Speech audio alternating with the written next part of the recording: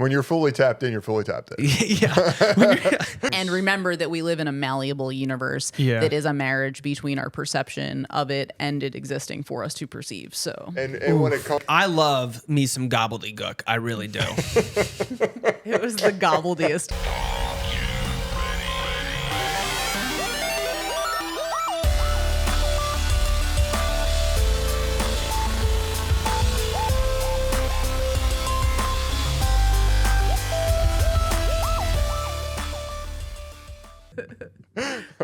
Awesome.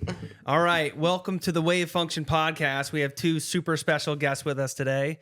We have Andrew Smith and Kate Smith. I've known these two for a very long time. Me and Andrew go back to the... lifetimes. Lifetimes? Definitely. I think anything like before fourth grade, you just get grandfathered in for like, you know what I mean? Yeah, at least a century. Absolutely. Yeah.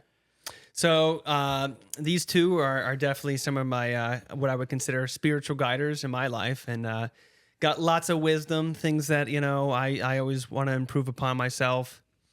One of the things I wanted to talk to you guys about was chakras, which was something. I'm so proud of you. Oh yeah, That you said chakra. Is that so? If I said chakras, it's like No. I would have cringed inside. Really? Correct. I wouldn't have corrected you, but I would have cringed inside. Also. Yeah. Would a lot of people back home be cringing too? Honestly, I think that a lot of people wouldn't be cringing because Yeah. they probably are shocking people. Yeah.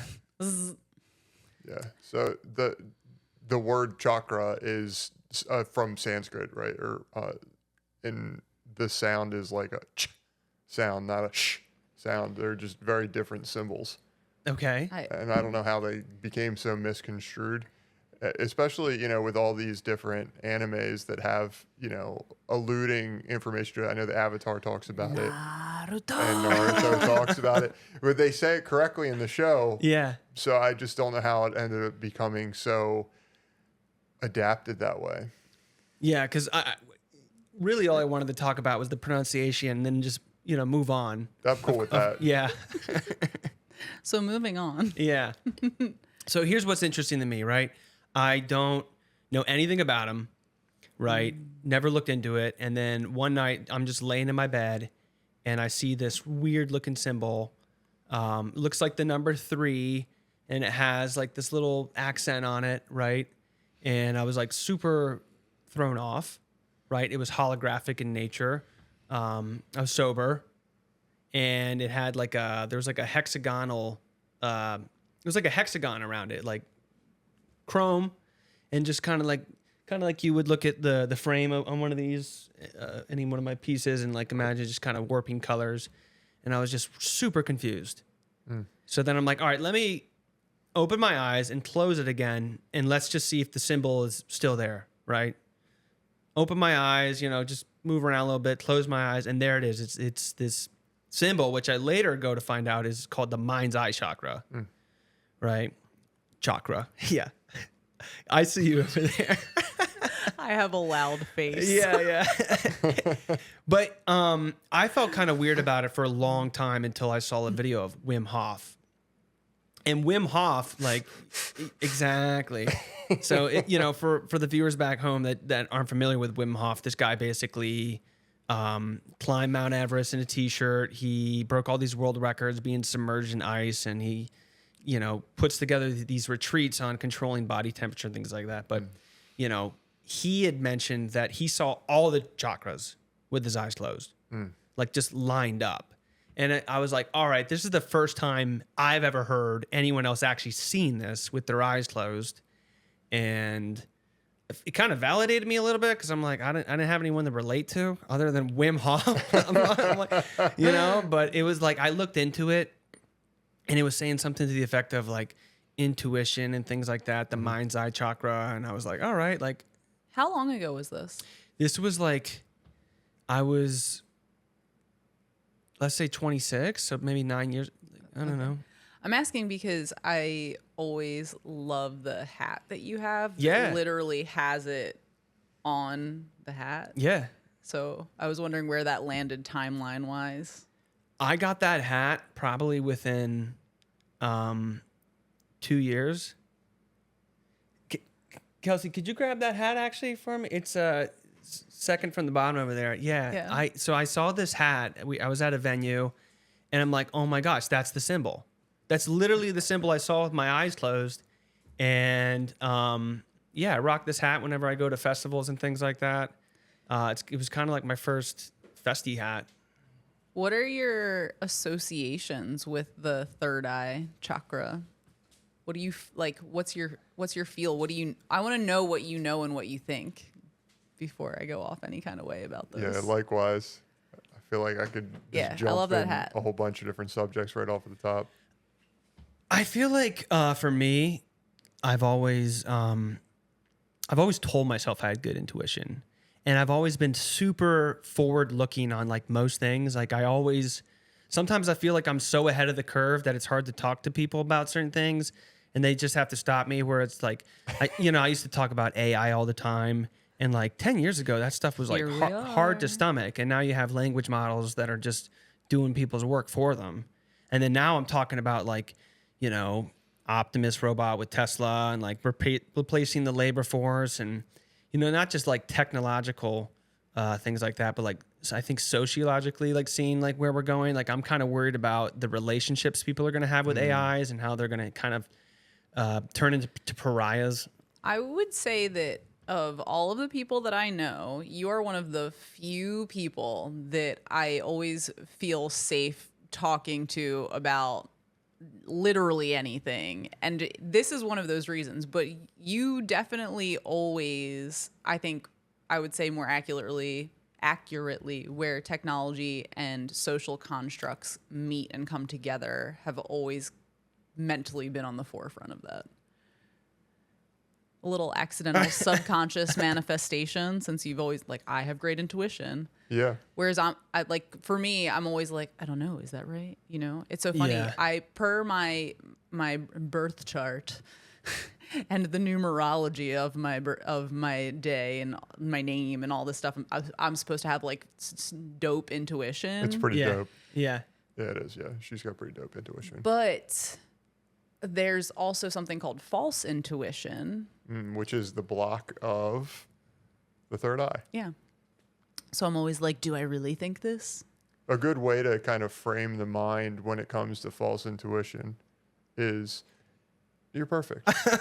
You're absolutely perfect. A good way to frame the mind with false intuition is seeing what the foresight could be.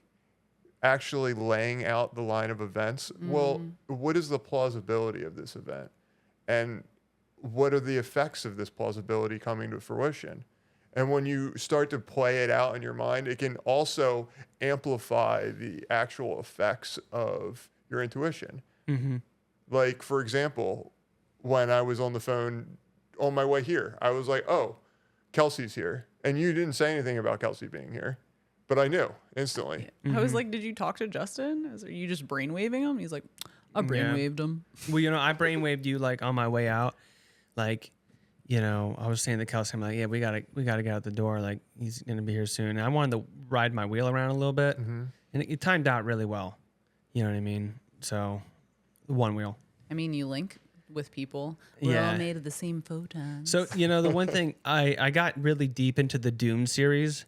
Dune. Like, dude, Dune 2 was so good. It was like above and beyond. Like, just blew my mind. So I went into the audiobooks and I did like the next film and the next film. No spoilers. And it's good. You should watch it. The crazy thing is unless you don't watch TV. The main character, Paul Atreides, he gets completely lost in what they refer to in the book as prescience. It's the idea that like he was so forward looking to all the possibilities he could see that he trapped himself in kind of like a linear path that he was always trying to avoid. So there's this great war in the Dune series that he's foreseen, and he's trying like everything he can to like not make it happen. But in his prescience, in trying so hard to be forward looking and see into the future, he actually ends up kind of collapsing all wave functions into the finite, which is the very future he was trying to avoid. Yeah. So on a personal level, a really embodied way to check in with that is, how does it feel. Because chakras, so if anyone that doesn't know, let's back up a second. Chakras are energy centers in the body. The word chakra literally means wheel. So we have these spinning wheels of energy. There's over 200 points. You have, palms along the limbs and everything like that. But there's 7 major ones. If we're talking about 5D and ascension, which is maybe a whole nother topic, Oh, man. there's 12. Because they go above the skull Yeah. and below the feet as well. But the third eye, right, is literally located where on the body? Like right in between your head. Yeah, your Don't ever pineal think it. Your gland. head. Yeah. Yeah. And your heart, which is the center of the 7 major chakras, actually sends more neurological signaling to the brain than the other way around. So when people say heart-centered, heart open, that's really what you're trying to get at. So when you have an impulse or an emotion or just a drop in, like a knowing, right? There's the clairs, clairsentience, clairaudience, clairvoyance. If it feels like cringy in your body, yeah. it's fear. You're like, not just fear, but like Anxiety, guilt, yeah, shame, right? Yeah, lower vibrational frequency. Yeah, you're potentially tapping into like past trauma or I hate saying past life because time Yeah. isn't linear. I got but something awesome to rip off of this. Yeah. Anyway, sometimes even when something's scary, it'll still feel good in your body. Your Okay. brain might be freaking out, but it'll feel good in your body. Yeah. Yeah. So when we think of the subtle energies of the body and the physical energies of the body, there's the whole thing with the chakras and everything. It's associated from I think it was first mentioned the specific 7 chakras was like back from these Puranas, and it's called the Shiva Purana, and they touch upon this tantric method to gain access to different elemental aspects of each individual portion of your energy centers of your body and the different aspects that they control. But aside from that, back to what Kate was just talking about, and also to dovetail with what you were just speaking about with the third eye, is we have these higher entities and these lower entities, or you can think of them in a sense on a very visceral physical level. We have our intelligence, our intellect, our buddhi, right, is the Sanskrit word. Okay. And jokei. and we have the connection with the soul, right? And those are like really like the higher functions of the living entity, which is you or her or me, right? And we're all connected in that sense because we all have this same relationship and we're all essentially really made of the same stuff. We all have a very similar wave function at a baseline level. And then when you break it down, and I said lower entities, and people are like, oh, whoa, I got like demons and stuff. Hold up. Yeah, but when you think of it very simply, all right, well, your body's composed of what? Cells. Yeah. Your physical body is composed of cells. And You're talking about the lower 3 chakras? I'm talking about material nature right now. Right. And our He's relationship talking about, with But it. do the lower he's not 3 talking about like, you. He's talking about your meat suit. I'm talking about Yeah. your meat suit right Oh, now. word. And I'm talking about our relationship with our meat suit and our subtle energies connecting to what is our combined frequency of all the different communicating cells of the body. Yeah. So when we have these past traumas or actions within our lives, we have the inclination from our cellular memory in our body to have these specific responses. And this is also through yoga. It's just, I'm trying to explain it in a more scientific manner. Yeah. The cellular response to like me playing drums is, oh, my arms are tired, I want to stop, right? But then I use my intellect, I use my intelligence. Oh, I'm about 10 minutes into this set and I still got about another 60 minutes of playing left that I have to do. I'm going to use my willpower and I'm going to tap in deeper so that I can push on and be as flawless as I can with that. So that's a very simple way of understanding on how we can use our intellect or, maybe not soul level yet. I didn't go that deep, but just intellect level to overpower what our lower proclivities may be Sure. from That's our why your cellular meat memory. suit changed and your And arms that has got to do buff. exactly, and that has to do with like our subtle like energies of the body. So from the You know what's not so subtle that applies to that? what's that? I'll be like, it's just like when you're at the gym, you're on the 9th rep of a bench press, and the 10th, your body is literally telling you to quit. And like the crazy thing about like really struggling on the last rep of any exercise is that you feel like the struggle comes from the head, right? Like I'll be really pushing on this last rep, and it's like, is it really like, yeah, I get my arms are shaking, but it's the head that stresses. It's almost like your brain has to push out more, to get that synaptic cleft to pop, right? And That's David Goggins' whole thing, Yeah. right? Like he was overweight and he couldn't. Was he a Marine? Is that correct? I think he became a Navy SEAL. Thank you. I'm not up on the David Goggins. don't hate me too hard. But like he talks about how most people only tap into 40% of what their body's capable. And you think about how little of our brains we use. But Yeah. Andrew was talking about like body memory and that in relationship to your mind. And Well, not even necessarily your mind, your intellect, which is right, yeah, sur- which is separate. separate. It's a sense. It's more comfortable without. Yeah, Yeah, definitely. absolutely, Yeah. dude. You have that little ball pushing into the top of your head from the metal on your hat. Yeah. But I always think about it, and this always trips me out too when people get really hype on blood heritage too. Like my mom was Italian, but Yeah. I have flaming red hair and freckles. I also tan. Be jealous. That's unique. Yeah, what is that? But Seed oils. Seed oils. Yeah. Yeah, we can get in that. Keep going. oh man, but I also You've been sidetracked. You've been sidetracked. Squirrel. I want to talk about everything. But I also, when we were in Hawaii, felt like deep connection to Hawaiian mysticism. And man, I've read a lot of Native American stuff and I've delved into a lot of Celtic stuff. So Andrew and I talk a lot about a lot of the anger and prejudice in the world. And it's like, all right, well, Magic. what about your soul's heritage? And so Andrew was talking about memory in the cells of the body. Sure. But why do cells have memory? Do you know? I will tell you if you don't. Water has memory. Yeah, and what are your yeah. cells filled with, buddy? Water. Water. Dude. Yo. That whole water thing is like, I've gone down that rabbit hole, and it's just so, Soothing. it doesn't feel like it should match with science, and it sounds like pseudoscience, but none of it's pseudoscience. None Like of they it. literally just prove water has like intelligence. It can like remember things. You can dilute, like you can put information to it, dilute it to like the point where it shouldn't have that information, and then regather it.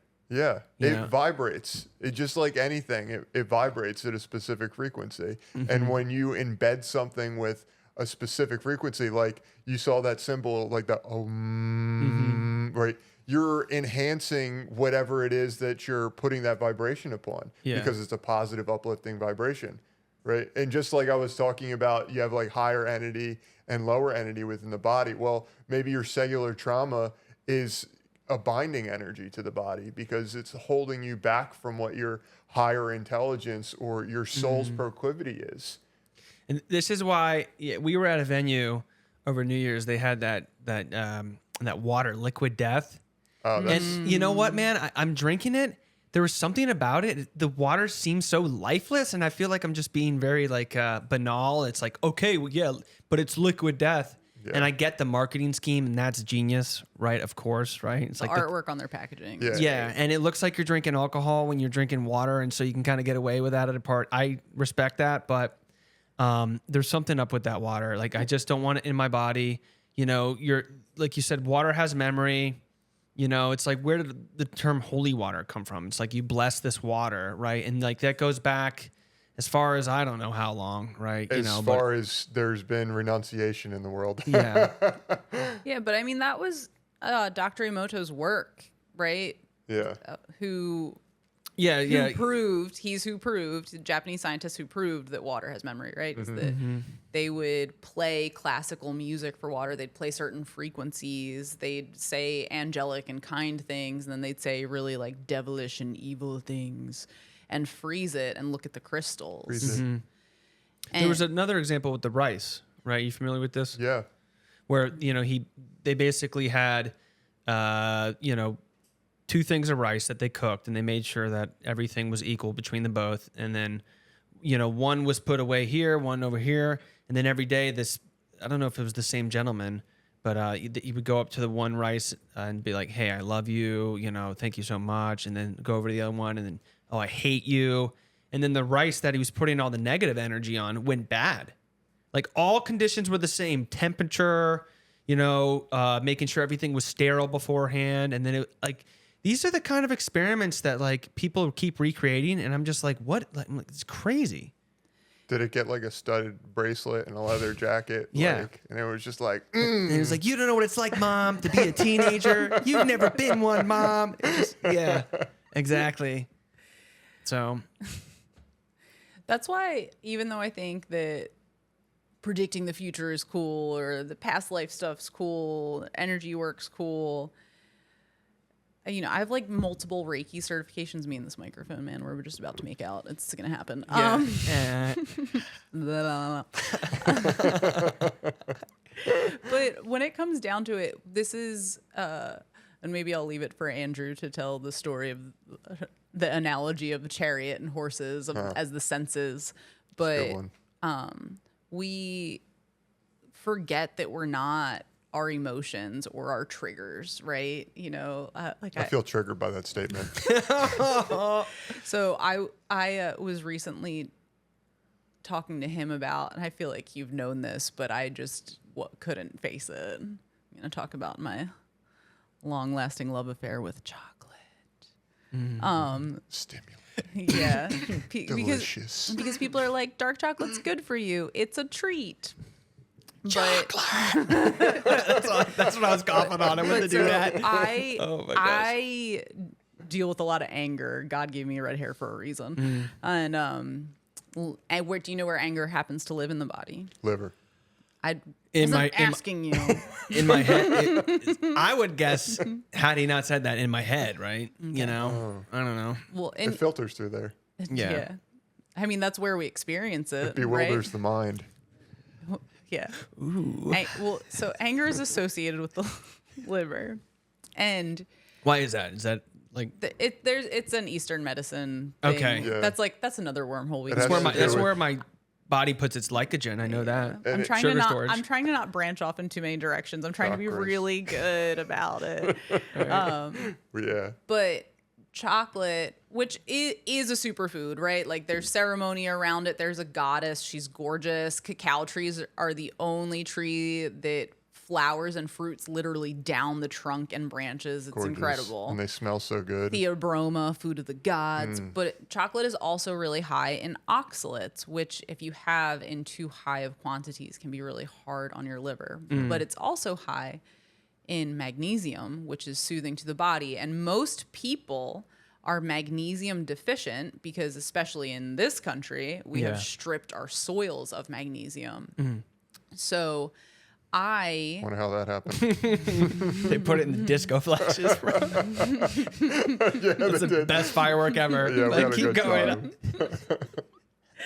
I don't like confrontation. It makes me uncomfortable. I don't like making other people uncomfortable. I'm getting better at this. I'm working at it. But I've noticed that when I get triggered into anger, I have a tendency to eat chocolate. And I eat a lot of chocolate, like a concerning amount of chocolate. I eat really high quality chocolate. But well, you guys farm chocolate in Hawaii, and I feel like we should preface with that. Like, you guys really know chocolate. Yeah, we know the chocolate from stuff. bean to bar. Bean to bar. That's a better B word than I was gonna say. Okay. Yeah, I'm glad that I took that one. Yeah, I mean, what's that guy's name? The guy that wants to live forever, something Johnson. Oh yeah. So he put chocolate into his blueprint. The whole I'm gonna live to 2000. Yeah. It's That good guy, stuff. don't die. That's his thing. But maybe don't use it as like a whole meal. Like was stressed today, and Yeah. so for my dinner break at work, I ate like a whole thing of chocolate. So I'm just curious, just speculatory, they say that too much attachment leads to suffering, and that, that your soul at its baseline, well, some people say, or some different systems of belief will say that your soul is eternal, even if it is, merged or not merged, depending on your specific lineage of thought. Cosmic soup. Yeah, cosmic soup. If he's so attached to living, do you think he's suffering because of that?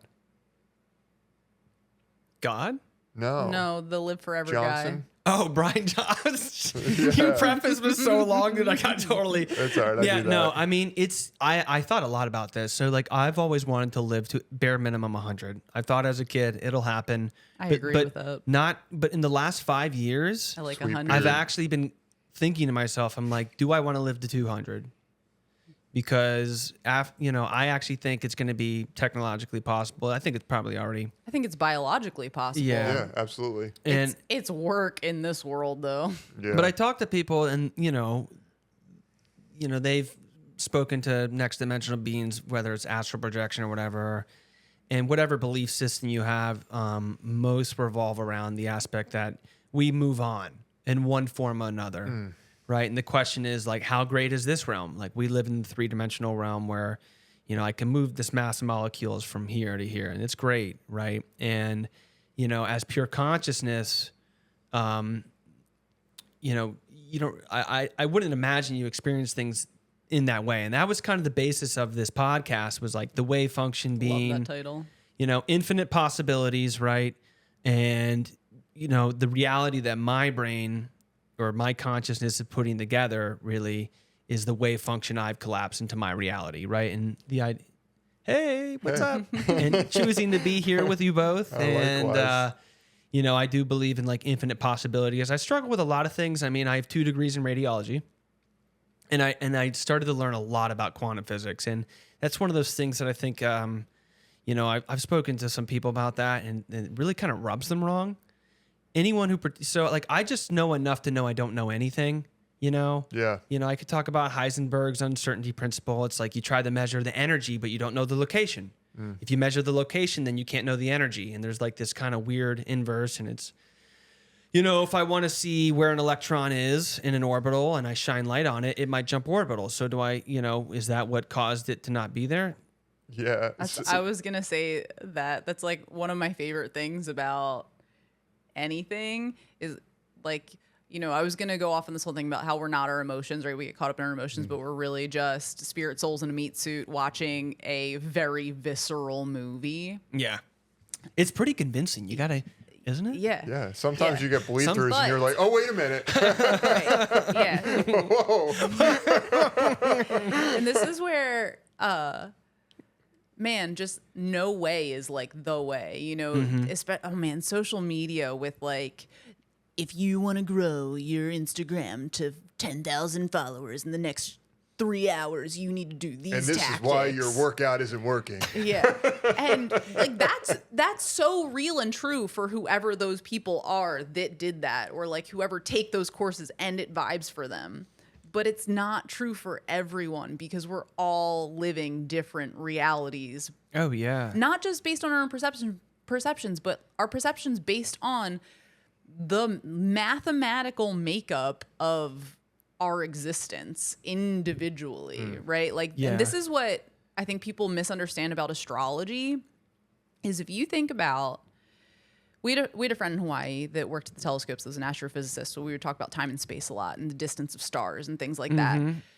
Dope. Your birth chart, You would have liked her. Yeah, I she's know.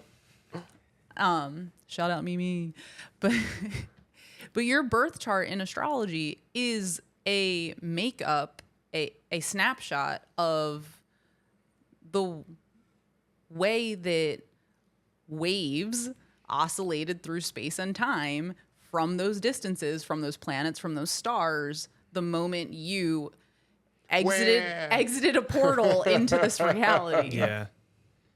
Yeah. And this is man, I saw a meme the other day that was like, hold on, I'm watching the season finale of America, and it was a screenshot of the debate the other night. Oh, that was great. Yeah. I didn't watch any of it. Don't care. Don't want to talk about it. But I bring that. I'm president? Am I president? Sorry. I didn't get to see it either. But Dude. Just I already ignore They know. all that turned on him. ignore that my face looks different They did. every time I appear in front of a screen. Yeah, my earlobes change every 2 weeks. Oh my god. What was I even talking about? I don't know. We were talking about wavelength. No, this is my favorite. functions collapsing and This is my favorite. observable This reality. is my favorite. Okay, because I play a lot of tabletop games. Yeah. So Dungeons and Dragons, that kind of thing, right? So rolling 20s. yeah. So D20s, right, which is an icosahedron, which is also a platonic solid. So we could go off on a whole other thing, which also corresponds with your emotional chakra center because it's the symbol of water in nature, which is the second one up from the root. It's your sacral. Anyway, okay. So Common knowledge. there are also Everybody knows this stuff. there are also D100s that get used sometimes. The way that I try to explain to people when I say all truths are true based on anyone's given perspective, experiences, memory in their body, etc., is take a D100. You can say it's a D infinite. It reminds me actually a lot of the artwork behind you of almost like oscillating cubes and dimensional faces of a prism.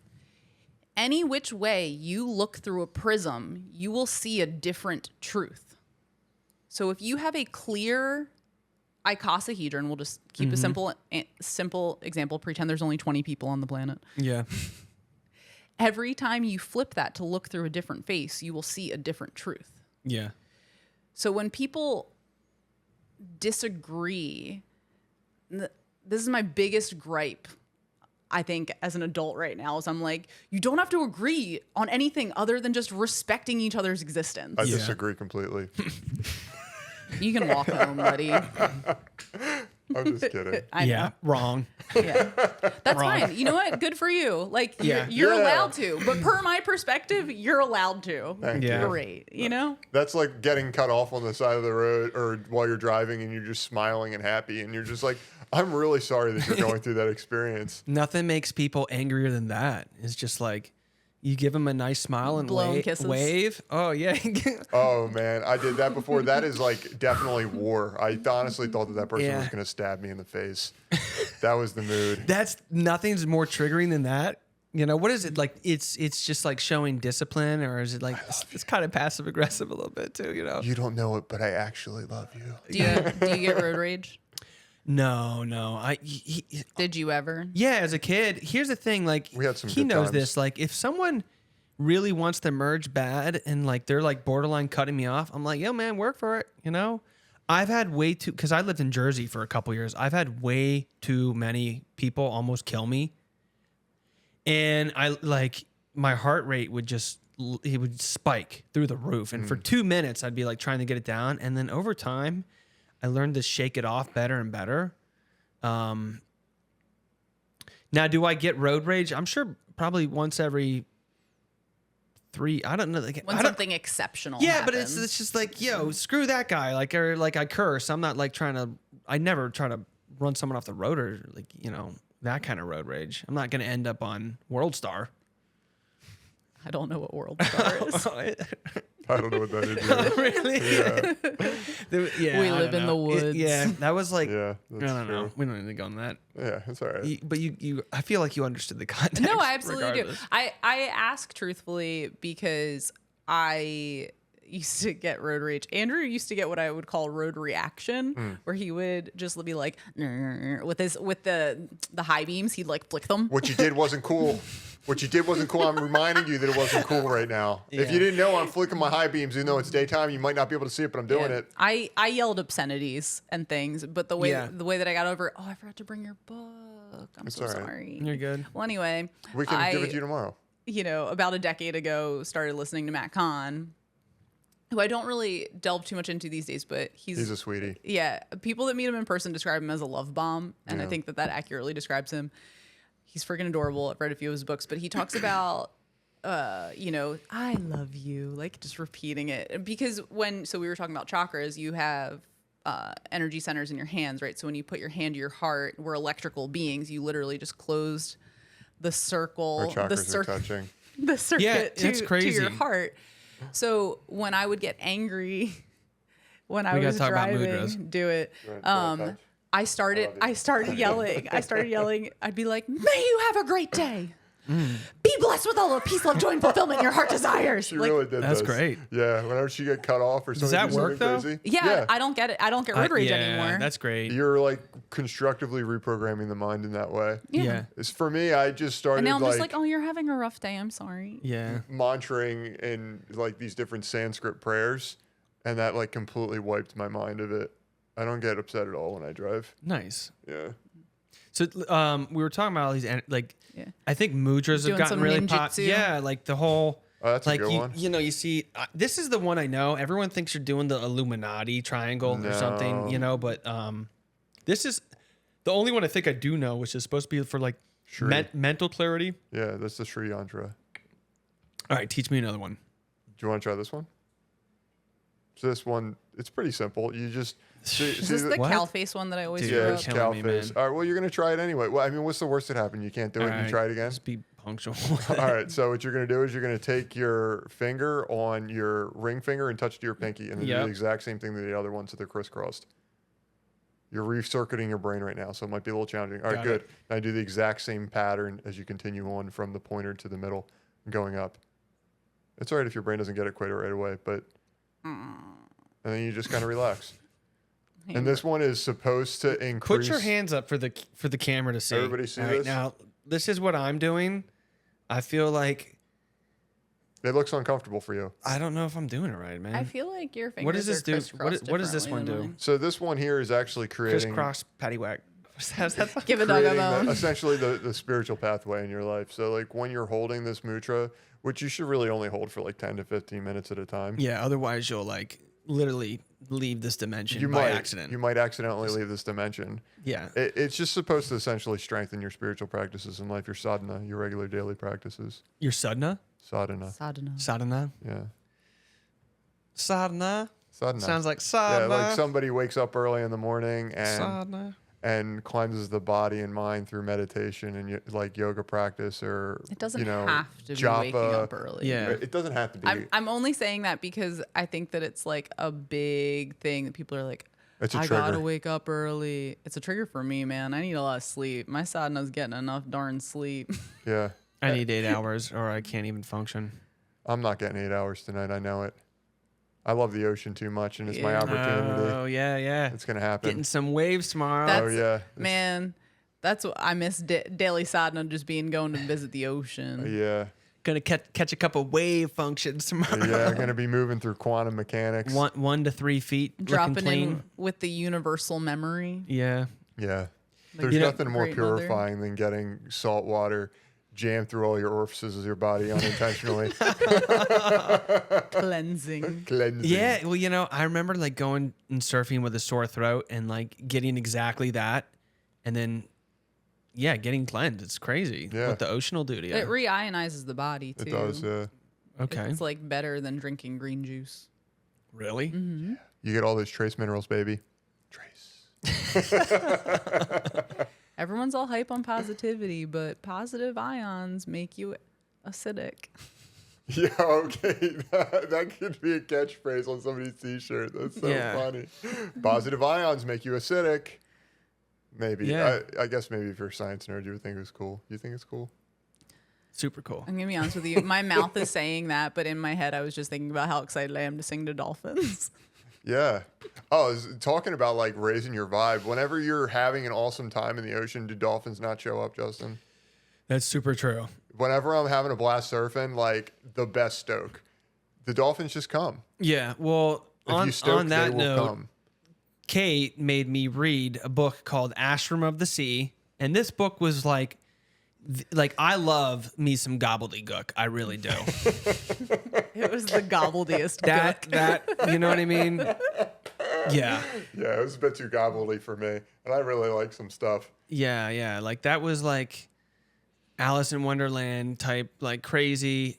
Basically, the book, the premise is this woman can telepathically speak with dolphins and whales. Right? Correct me if I'm wrong. And You're not. she learns You that can too. that whales are laying down this energy grid across the planet. They do. And yeah.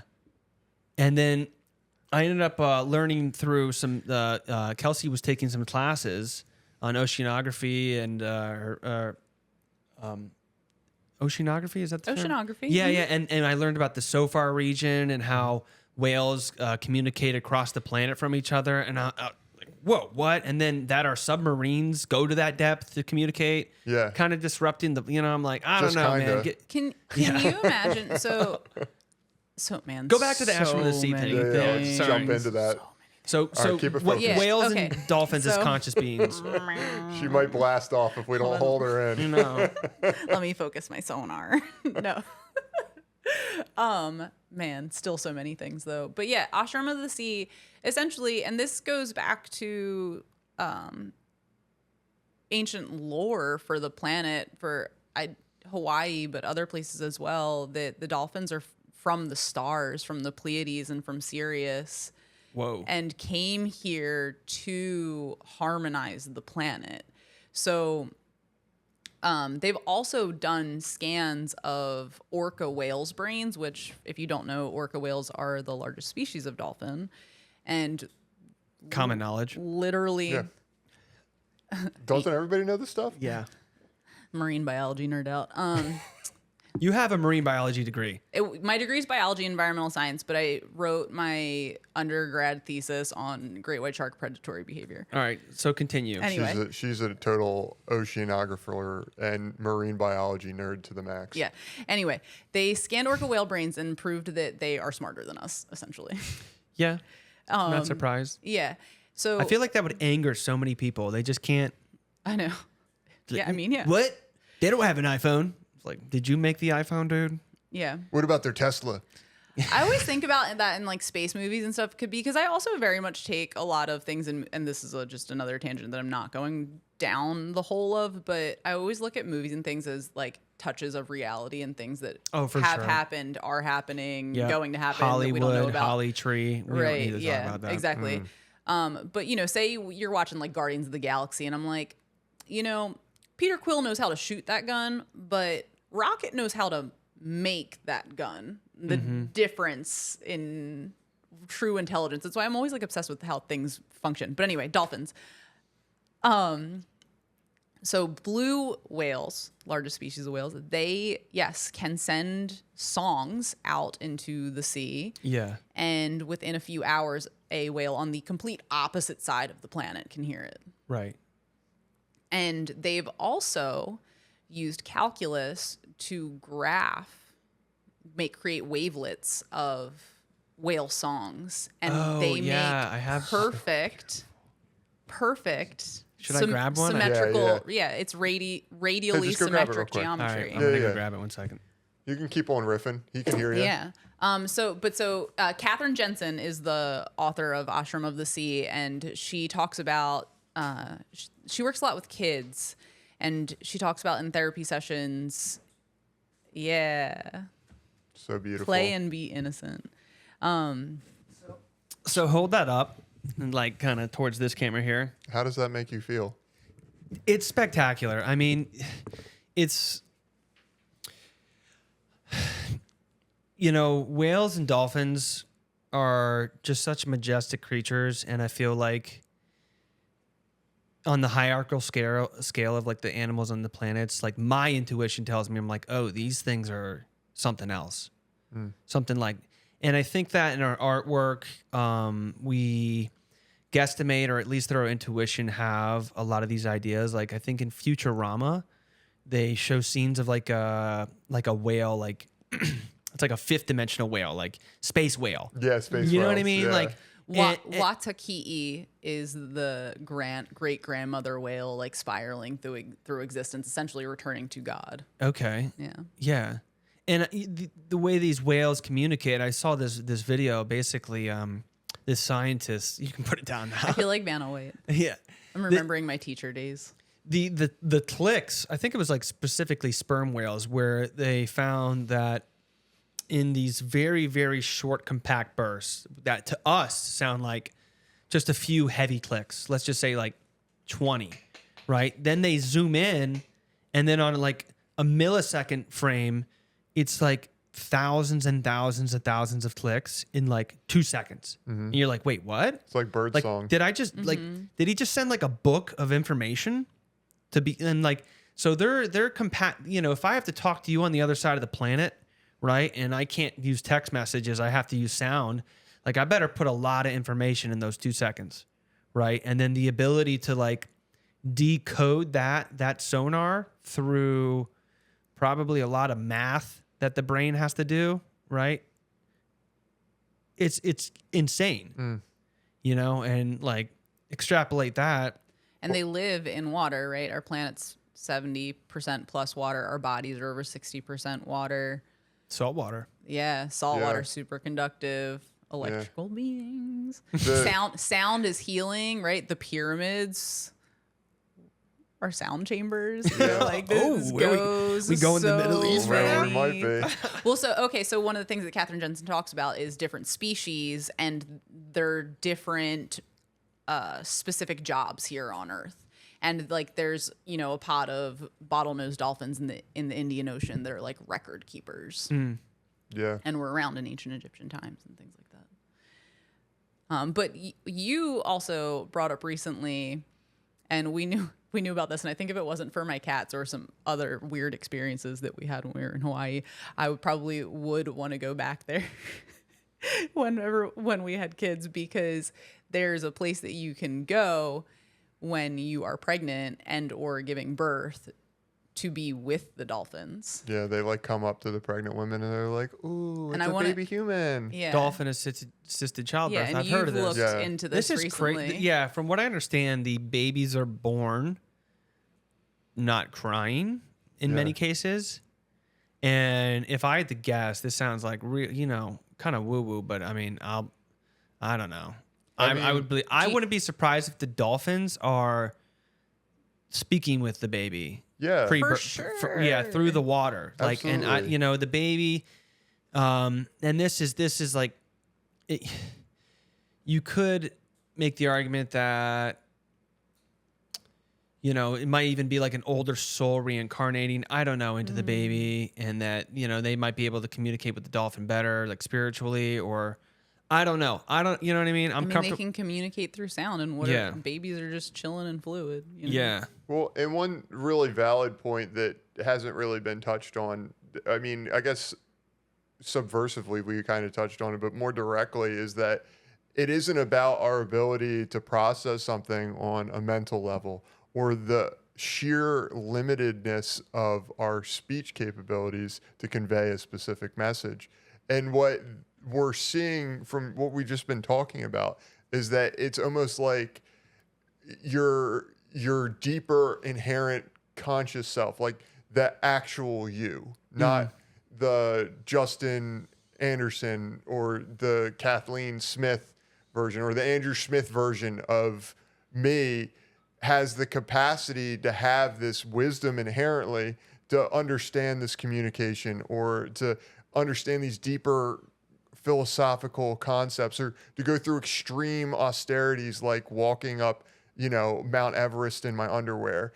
It's these being chosen in a sense from an internal plane by that level of consciousness. Oh, this journey is ready. This journey is inherently able to have higher levels of vibrational frequency. Here is the information. Yeah. You know, just like when we were talking a moment ago about the dolphins blasting out in just a few clicks, whole stories like that, in the same way that it's like a flash of light, you know, when the veil becomes clear in a sense. I mean, if I'm a dolphin talking to a baby, I'd just be like, hey, man, you're back for another go. You're here. You know, you probably chose this. I've been kind of getting down that rabbit hole where I'm like, you know, maybe I have some sort of like spiritual contract. Like, when I entered this plane, did I make some sort of agreement? Did I know how my story was going to play out? What kind of growth I needed to have in this lifetime and things like that. Like, did I need to have a really, rough childhood? Like, apparently, but all the benefits that come from that, and you never want to take away the in many cases the mistakes or darkness of your life, because then you lose the wisdom, right? And I feel like where I'm at today, like I can just give so much more lovingly because of things I've gone through. And it's like, do I enter a spiritual contract with, when I enter this realm? It's like, I'd like to at least think so. You know what I mean? I always appreciate how openly you say things like that. And I don't necessarily even just mean like your openness with sharing, but I mean the open-ended way that you're like, I like to think so, or I believe that this is possible. Because I'm like, no, yes, that's exactly what happened. Factually, that is what you did. You're engaging your vulnerability in a very sincere way, and it's something very nice to hear. A couple of years ago, I made a choice, probably about 15 years ago, I made an actual choice that like I would strictly believe in probability. So like if you ask me anything, I would just put a percentage on it. Is that true? Yeah. I love that, because you do that. I feel like any conversation we ever had, I watched like the cogs go, and then you're like 70%. What do you do when your mind is limited beyond a specific point and something happens that's beyond your sphere of realization with the mind?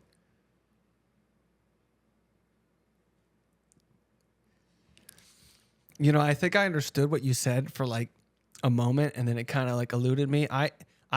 If I could answer that correctly, I would say, move on. I think that if I can't grasp something, I don't know. I mean, I'm more just like, wow, that was so above and beyond what I can grasp. That's amazing. I don't know. That's cool. I like that. That's about it. Honestly, I think I'm just like, whoa. It beautifully circles back to exactly where we started this conversation, which was you were like, let's talk about chakras, third eye, and intuition. Yeah. Because to me, that's where your intuition really lands. I think intuition also, for me, seems like a lot about like blind faith. I feel like sometimes it just feels obvious to me. Yeah. But that's so beautiful. externally can look like blind faith, but you actually, Yeah, and I'm just like, well, of course that's going to happen. And then like I talk to it with some people, and I'm like, yeah, you totally know X and X is going to happen. Like, whoa, hold on. And then like it's weird because I feel like people really grasp on to things not changing, but then I'm like, dude, like I'm pre-internet. Yeah. Like how society's changed in the last like 34 years for me is like incomprehensible to like everything today is like borderline magic for like anyone back then, Like what about real magic? Dude, and even real magic, that's the craziest thing is the last couple years now I'm like, oh, now there's real magic. Cause like now I'm starting to like, and then like the whole spiritual aspect, like I think, I don't know. Go ahead. I'm just saying when you were talking about woo woo stuff earlier, but all woo woo is something that's in most cases already real and science just hasn't caught up yet. Yeah. And science in its original incarnation as a philosophy, when you talk about like Pythagoras and all that kind of stuff, science was to explain, I'm going to say God, but if you want to say universe, great creator. Divine. Yeah. Yeah. I get All knowing, effulgent energy. the spirit that goes through everything. Science was originally to understand that and to come closer to that and to bridge that gap, whereas now science is used as a weapon to try and disprove that, which it does a crap job of. What have we found out about weapons in history? Have they been to unite something? But eventually I need a bigger science bomb. catches up. Then I'll let you know. Eventually science catches up, and it's like 30, Yeah. 40 years too late. It's honestly what made me fed up with being a part of the scientific community. And like when I was teaching, I taught at a Catholic high school, and man, I just never even used the textbook because I'm like, this is this date's only 10 years old, but this information's like 50 years old. Yeah. And the information that's 50-year-old that you're being given to portray to these children is also within a very thin slit that you're trying to observe through. And what about everything outside of that thin slit? I think what I'm loving about even just sitting here and having this conversation is you were talking earlier about you would never take away the bad things that have happened because of the wisdom that's been gleaned from absolutely. it. And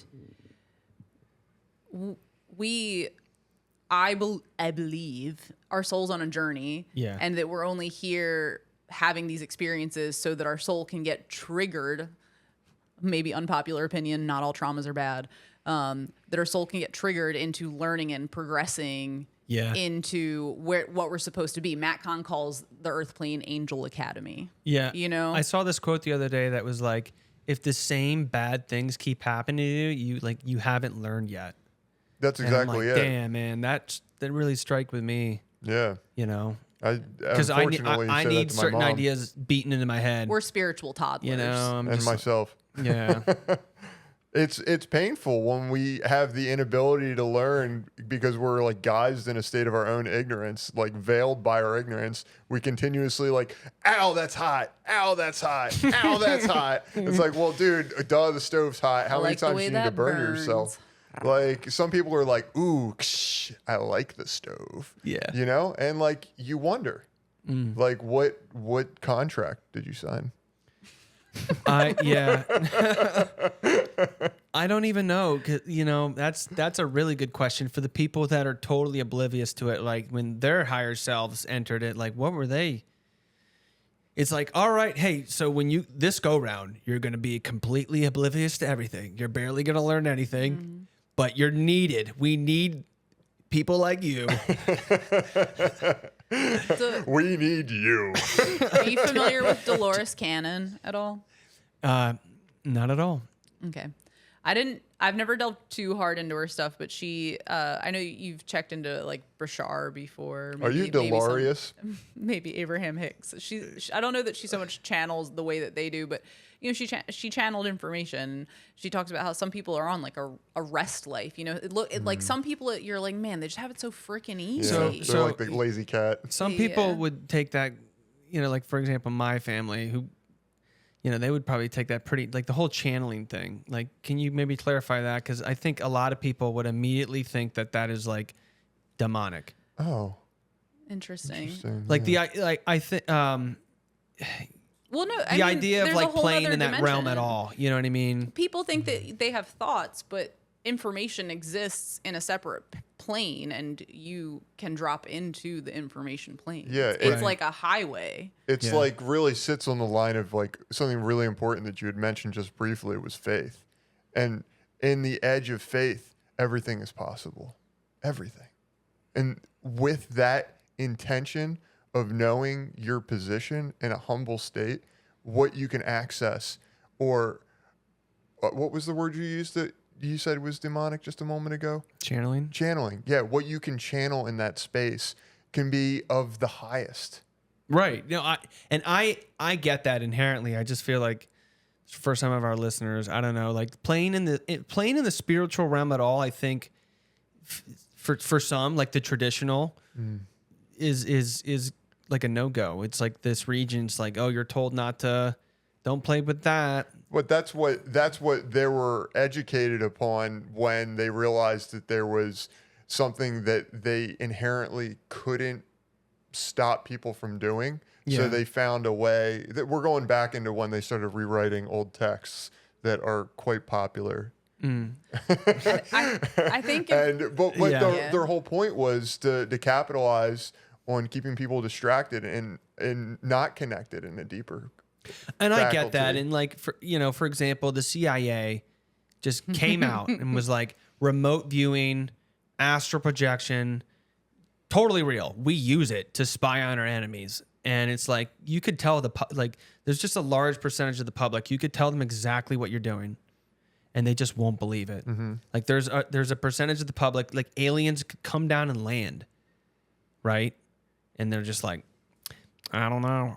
are they aliens though? You know, and it's like it's this just like ignorant bliss where people are so sure of their reality that they're not open to like any of this stuff. Yeah. And like for me, the last couple years is where I've been kind of exposed to this stuff, speaking to people who are like, yeah, you know, I astral projected, I left my body, you know, I got really good at it, spoke to higher dimensional beings. And I'm just like, whoa, what? Yeah. You know, and then like it's like that's a thing. Yeah, for sure. And then having the CIA release all those documents, and then I'm like, all right, well, they're talking about it, Stamping it. and yeah, but yeah.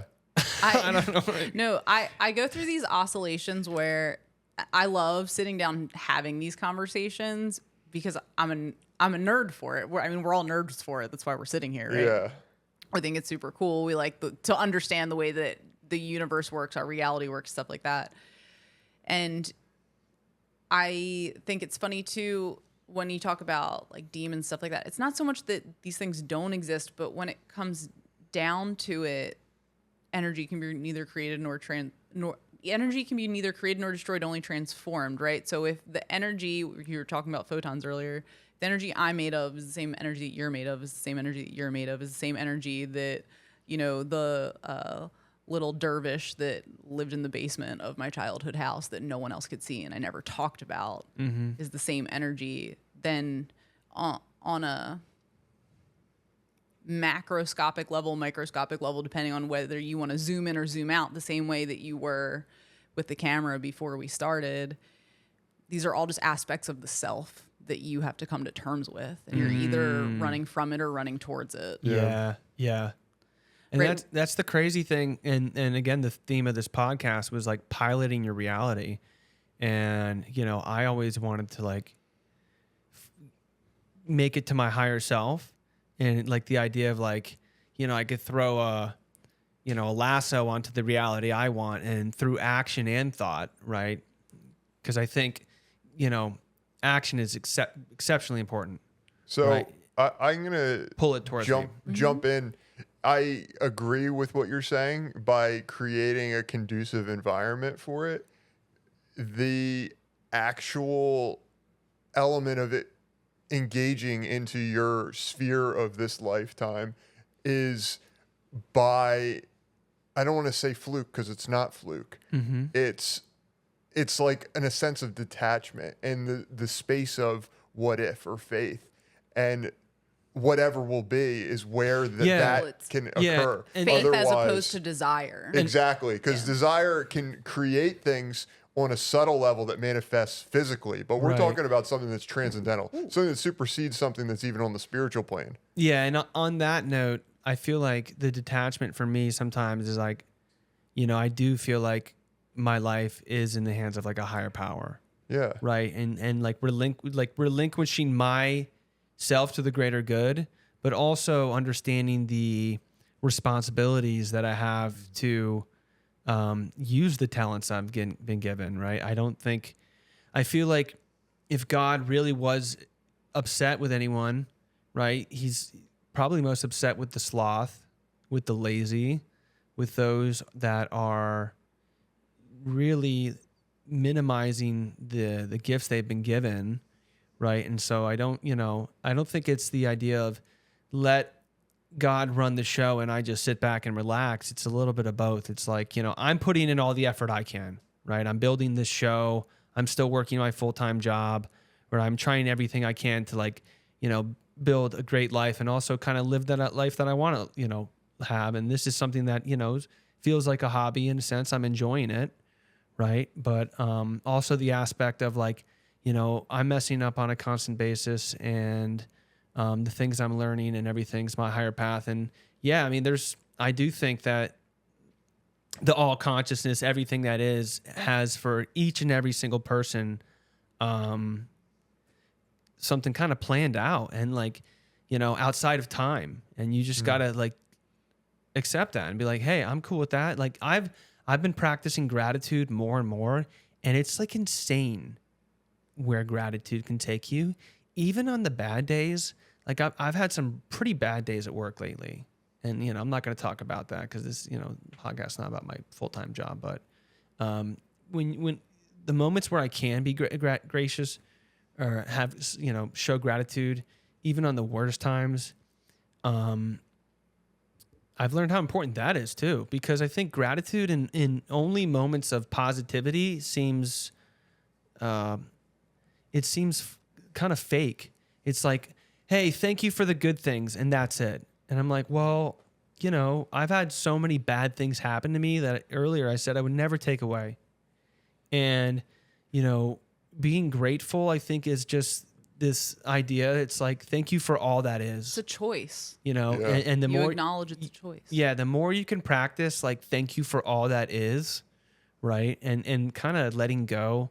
And that's hard for me to do. It's hard Because for everyone I'm to trying do. so hard to control my reality. I mean, even, it's like wave function. Like, I'm trying so hard to collapse the reality that I want, right? And sometimes I do need to kind of... It's a dance. You're Yeah. dancing with existence. That's why babies know how to dance before they know how to walk. We come into this world as artists and creatives because we intuitively know how things are meant to be, and it gets pushed out of us. But I mean, yeah, you're right. The power of gratitude's incredible. Mm-hmm. I mean, you've seen me at my physical worst. Maybe conversation for another time, but Dinosaur Kate. yeah, I used to have T-Rex arms. Fun conversation these days, vaccine injuries.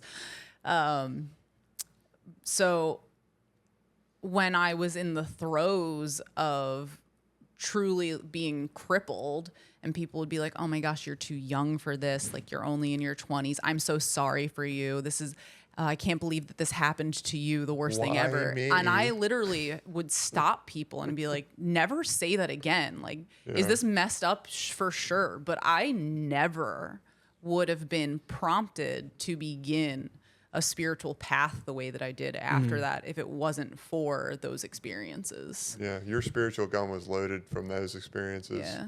You just got blasted off super fast. And the ways that that's deepened our relationship as well. Our ability to communicate on unparalleled levels, given the conditions of tragedy and how we prevailed through tragedy.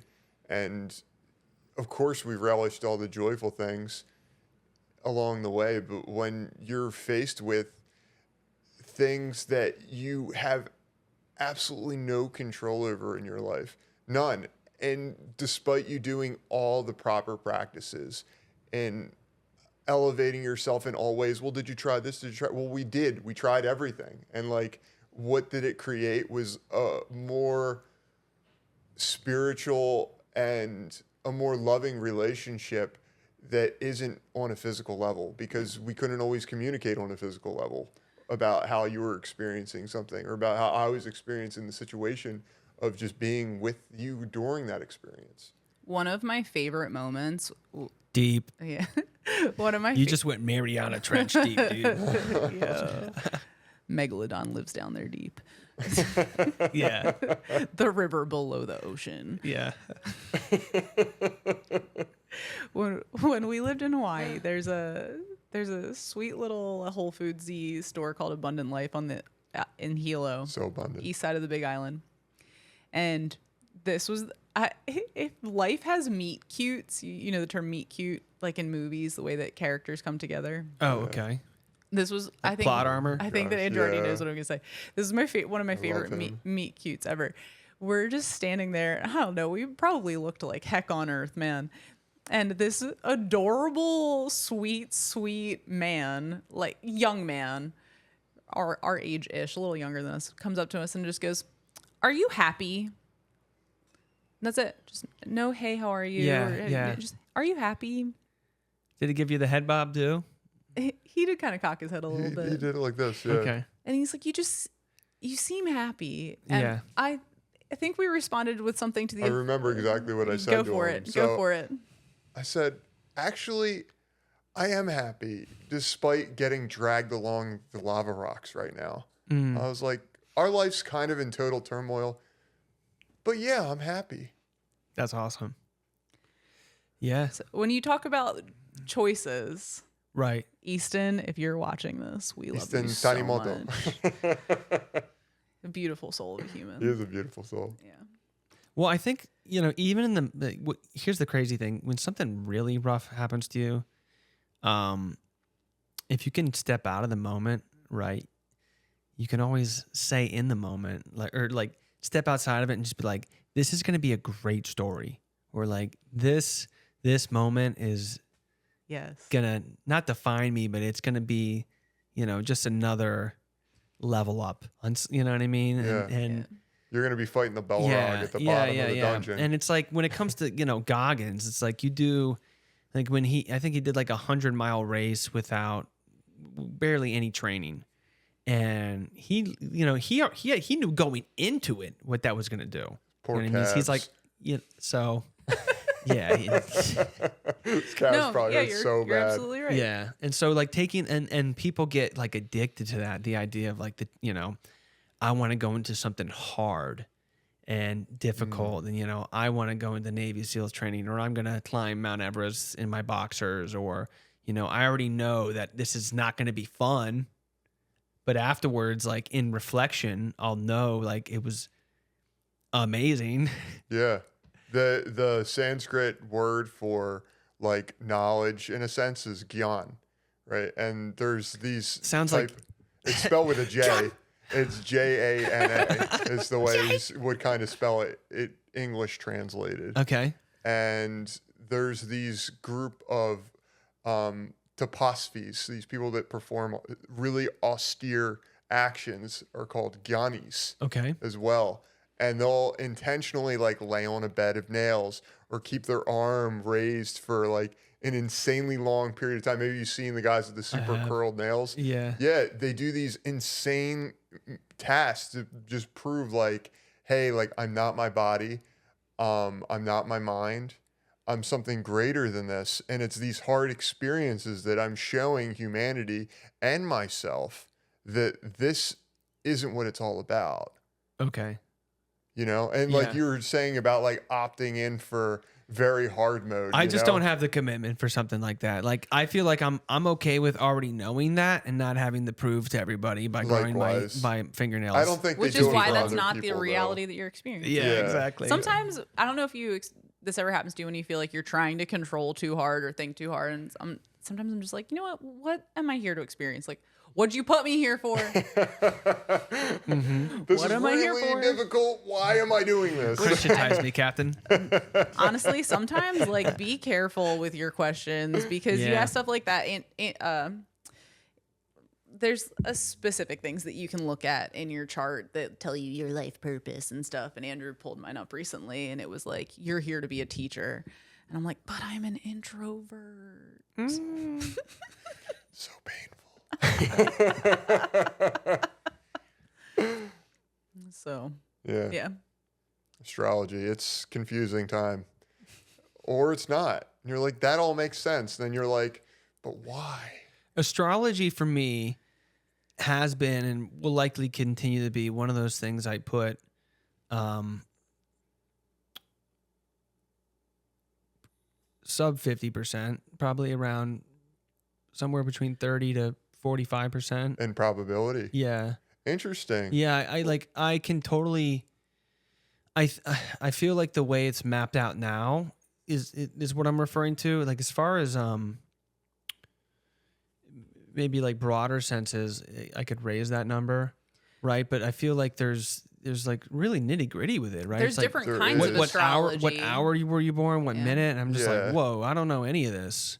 Like I didn't even know what man, I I didn't even could know tell what my you. dad looked like as a kid until like his retirement party a couple months ago. I never saw a picture of my dad like sub 25 years old, and I was like, it like literally blew my mind.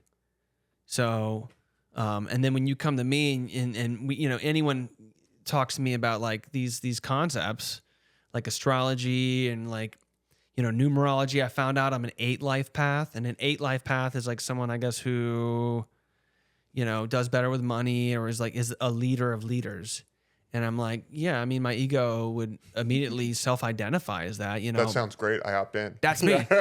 Yo, I like that. That's me. I'm the lead dope. singer. You know what I mean? And that's the kind of I don't know. That's just been my issue with My salsa. astrology, is the idea that like people lean towards what they want to be. I think in some sense.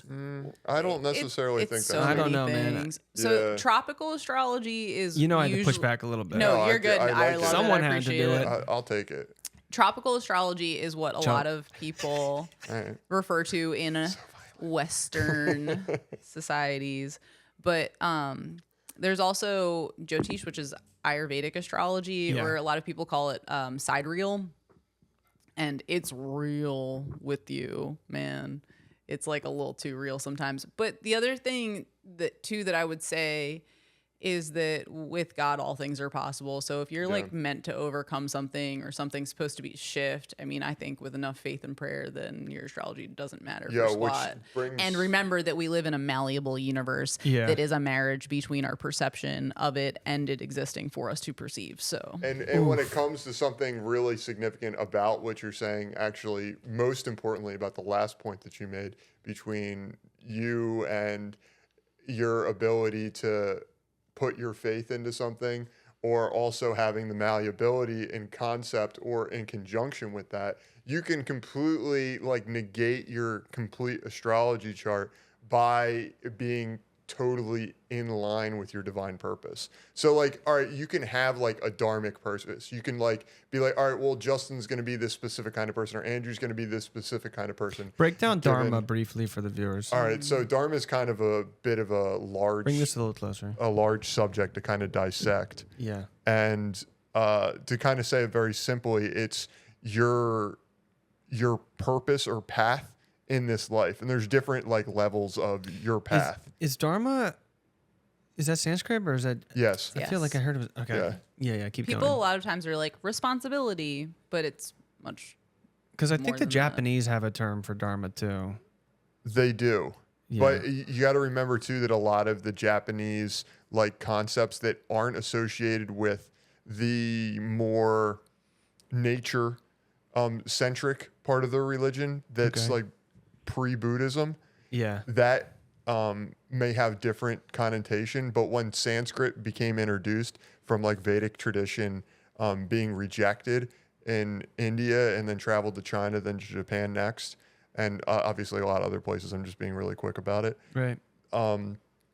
This concept of pervading what is your life purpose according to, you know, your journey astrologically, the moment you're born, blah, blah, blah, blah, et cetera, that when a person, like I was saying, is fully on in their divine purpose in life, like they supersede whatever could possibly be, Whatever label. whatever label Yeah. could possibly I totally be there, vibe with that. because they're living viscerally connected to, you know, the divine. Yeah. And when you're in that space, which is like, you know, 1 in a million or maybe even more rare nowadays, that specific individual can bypass amazing obstacles with miracles, you know, because they're just fully on Yeah. trying to do what is the most high vibrational thing that they could possibly think of or live with within their heart space.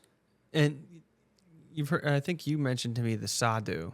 Yeah, the sadhu. So the sadhu are basically these guys that, you know, they just go out and live in these caves in the Himalayan mountains by themselves, and they can do these insane supernatural things. And I saw a video. One was, Dude, you stole this out of my brain. yeah, one of them. Yeah, I meant to do that. And you know, I saw this video. This one, these people are just like hiking in the Himalayas, and they see this guy like in his underwear, just doing somersaults in the snow. Yeah. The Shivite. And like it's like freezing outside, and so these guys are just doing this supernatural stuff, and they're living outside of society. And you had said something to me that really kind of resonated a few months ago, which was like you could come to one of these sadhus with like the most insane spiritual advice or like guidance, and they'd be like, "Get that out of my face." Like, you know, I'm like, you know what I mean? They don't need all the scripture. They don't need all the esoteric eruditions.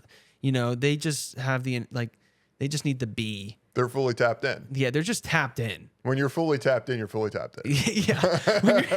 Yeah, exactly. Like you're plugged into the wall. You're like, I don't need any of those other attachments. Yeah, exactly. I have a friend that says when to be tapped in, you need to be unplugged. You Yeah. know? I feel like such a cool kid. This is a side note. I'm like, let me adjust the microphone. Yeah. These microphones sound amazing. I hope that they sound as good for everybody listening. Yeah. But the way they sound on this end is so crispy. Yeah, it'll sound like this. Yeah.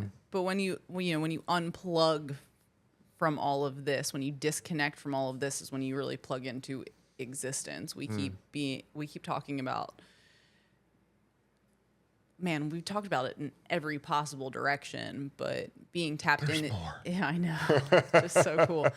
But just existing. Like that's literally it. You know, when people talk about letting go of the ego and stuff, it's not like let me throw that out, right? Your ego is the one trying to throw itself out. Mm-hmm. It's really just and detaching from thoughts. I mean, I've read a lot of books and like, you know, the idea of like when your thoughts go through your head, you could almost like take a back seat to it and literally just watch them go by. Like they're not yours, but like you can witness them. They're like clouds floating in the sky. Oh, here's a cool spiritual take home.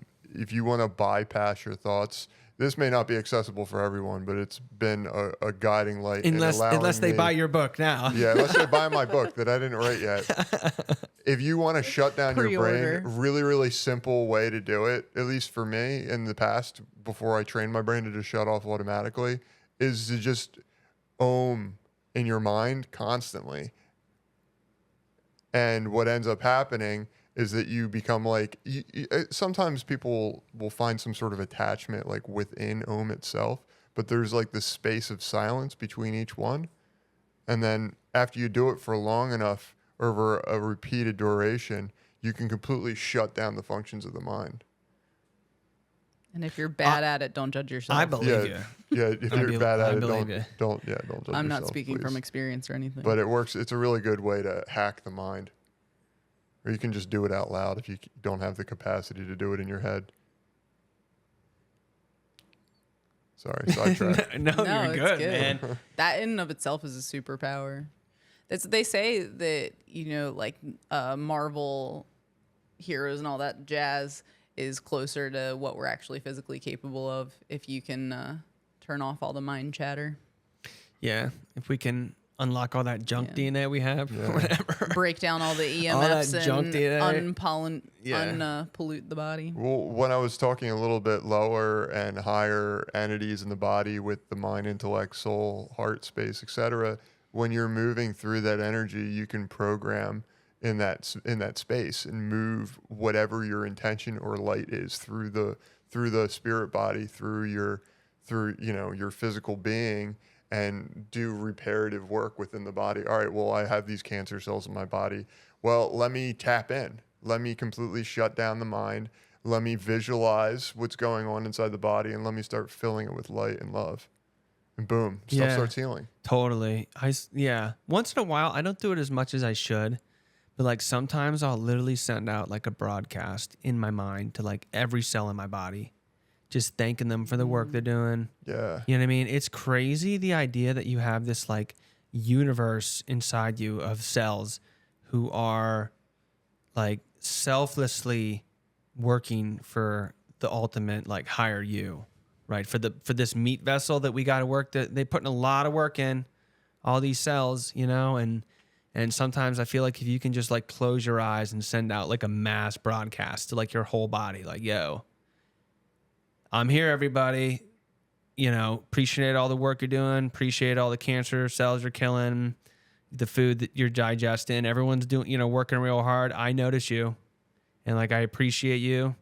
And I think that, you know, like that full body broadcast is something like I don't do enough, but like once in a while, like I'll get the transmission tuned in and send one of those out. You know, the way that my body just felt so loved, appreciated, and relaxed just from hearing you say that about your body. Yeah, received. Thank you. Yeah, Power. dope. Yeah. That was good. Yeah. It's funny, I do that like with the planet and with people and with animals, but sometimes I'll be like, thanks, body, but not in such a pervasive and penetrating way as you just described. Well, the Yeah. body thing is, I'm stealing that from you. yeah, Thank you. it's a little easier because, like, you just know, like, I'm Team Justin, right? Everyone, like, all my, like, everything's fighting for me, right? But when you take that to, like, a higher level where you're talking about with the planet, I think it makes it a lot more difficult because you can feel like you're in the minority, right? When you see Atrocities. yeah. You're like, oh, Yeah. You can experience the pain of walking in the grass and killing organisms or breathing too hard or holding your breath for too long. And then everything starts collapsing around you in a sense of like you're Yeah. experiencing suffering just for existing.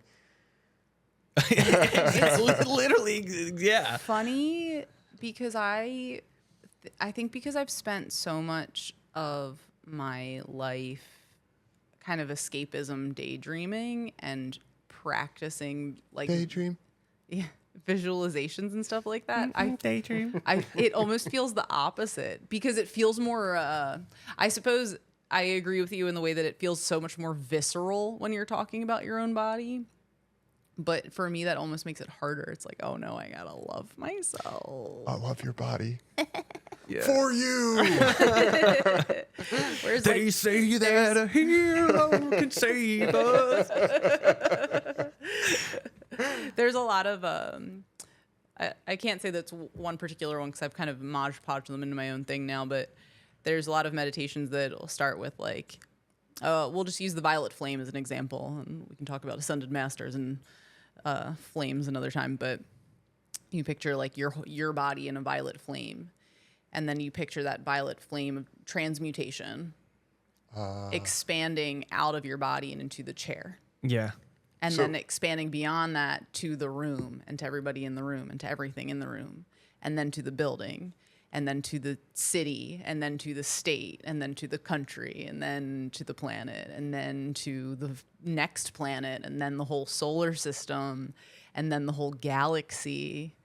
And you can, with your consciousness, so you can say it's your imagination, sure, but with your consciousness. Well, imagination is a very creative vessel. I just wanted to Yeah. ask you a quick question, and it's for it. open for both of you. Would you each define transmutation for me? Transmutation. TRAN. Yes. Transmutation. I like that word to me is to take something and to turn it to something entirely different. Which is a transformation, but what defines that even Well, further the for you? mutation, I think, is like it's like X-Men, you know, they mutate.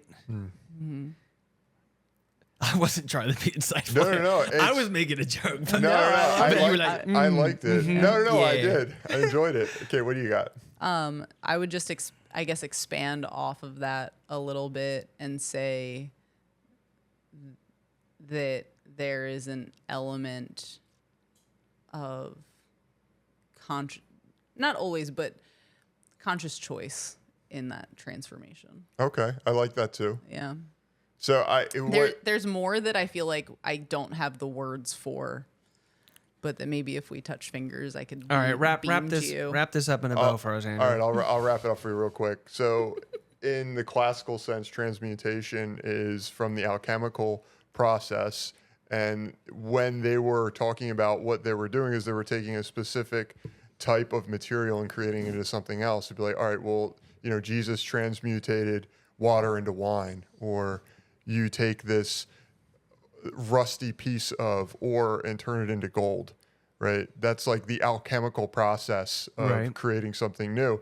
When you're thinking of it in the sense of, well, on a spiritual transmutation plane, right? You're taking the spirit as almost the conductor for what the intention is. And then what you're doing is you're broadcasting it and creating something bigger, right? It's almost like a domain expansion, right?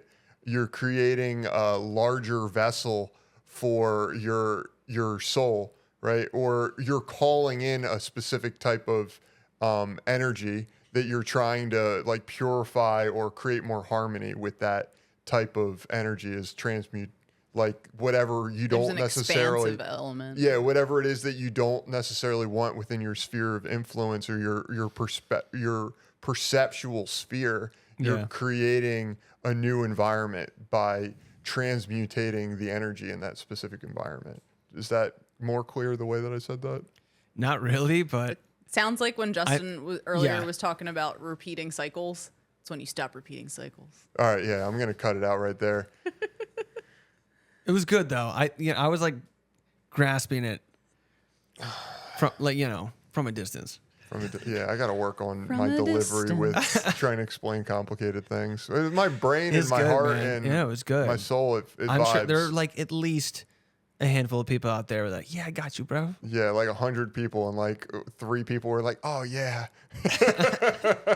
That's all you needed to reach out to, man. yeah, that's true. Yeah.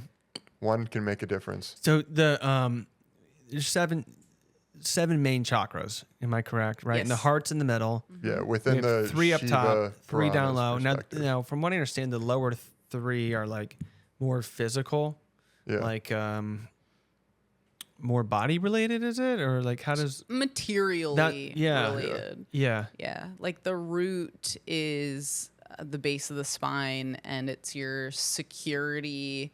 People say like your feeling of safety, which isn't necessarily a direct reflection of what you actually have physically, but a lot of people perceive it that way, which is why it also usually gets connected to money. And everything has a color correspondence too, which is cool because then if you want to talk about the color spectrum and wavelengths Right. and what creates different colors, Does it go from like red to you're like- purple? yeah, it's like so low vibe. Just kidding. to Yeah. wait. I hate that. Hate that saying low vibe. Low Come on. vibe. It's just a vibe, man. Yeah. It's not lesser or anything. Yeah, it's just moving at a slower or higher rate. Yeah. Yeah. And then So instead of low vibe, can you say that's a slow vibe? Yeah, you could say Yeah. that. You got slow vibes.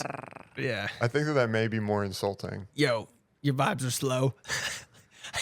Your vibes are slow. sometimes I want to vibe You got, slow. Yeah, you got fast vibes. It's Does it fast. feel insulting when I rebutted? No, I slow don't vibe know. sounds No. relaxing. Yeah, man. Yeah. it does kind of. Yeah. Make- I'm getting a lot of mixed signals No, you should. from you guys. No, there's no mixed. All right. Yeah, it's all Malays. Okay. Yeah, it's like fruit salad. Vibes are Yeah, vibes. vibes are vibes. Yummy, Yeah. yummy. No. Yeah, well, vibes are definitely super real. It's not something I think instinctively know maybe like as a kid, but just like walking in a room and You like, definitely yeah. instinctively Yeah. know as a kid. You just don't know what Stranger it's called danger, yet. bro. okay. That was a Yeah. real thing when I was a Okay. kid. To be like, yo, that guy is not safe to be around. The uncle that I never liked hugging or talking to is not in the family anymore. Oh, damn. He wasn't a creep. I don't Yeah. want people thinking he was a creep. He wasn't a creep, but he also like wasn't a great dude, Yeah. Yeah, we just know sometimes. And I knew when I was a kid. When you know, you know. Yeah. And knowledge is power. Schoolhouse Rock, baby. I think it was that Captain Planet. Planeteer alert. I think you're right. I think it was Captain Planet. Yeah. Yeah. Remember, like, it's crazy how like there was a point where we're like, we would put like fighting for the planet into like children's cartoon media. And now we're just giving them like Grand Theft Auto 5. Yeah. yeah. Yeah. Oh, hey. I was thinking more intergalactic planetary. Oh, Justin. I know. We have it. It's the moment. Intergalactic planetary. Yeah. All right. Well, we're at an hour and a half. I can chop this up any which way, Yeah. and 2 times on Tuesday. You guys want me to wrap this up? I mean, I feel pretty good. The only thing I wanted to mention to you was thanks for having us. Yeah, Yeah. I had Thank a you lot so of fun. much. definitely. Yeah, I I'll hope. sit in a chair and nerd out anytime. Yeah, I hope that you enjoyed the conversation as much as we did. Absolutely. You guys are great. Well, thanks to my audience for tuning in. We will see you next time. Hasta la vista, baby. All right.